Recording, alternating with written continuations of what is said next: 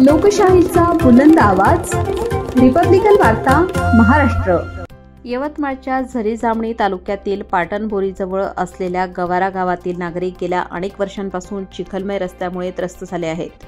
विशेषतः विद्यार्थ्यांना आणि ग्रामस्थांना शाळा व ग्रामपंचायतीकडे जाण्यासाठी चिखलातून वाट काढावी लागत आहे।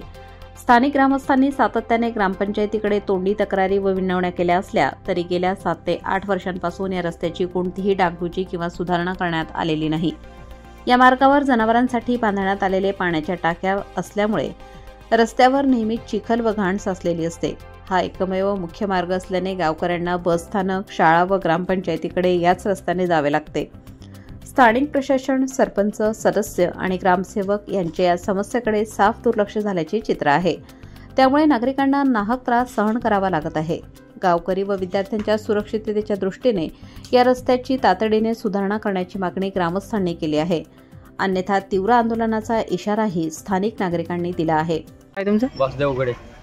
किती वर्षापासून खराब आहे? तरी 15-20 वर्षापासून खराब आहे। हो का? जिल्हा परिषद शाळेजवळ आहे। खूप त्रास। मेन रस्ता गावातला मेन रस्ता आहे। गावातील गुरे, गाई, ढोरे सर्व ह्याच रस्त्याने जाते। तरी भरपूर वर्ष झाले तरी अजून काही सुधारणा होणार आहे। नुसती येत जाते ते आता आणि मोजणी करत जाते। 10-15 वेळ नुसती मोजणीच करत जाते। इतका घ्या आता तितका घ्या आता म्हणतो पण होतच नाही। भरपूर दिवस झाले। रिपब्लिकन वार्तासाठी केळापूर प्रतिनिधी Hanuman लसंते, Yavatmal. Subscribe now and press the bell icon. Never miss an update.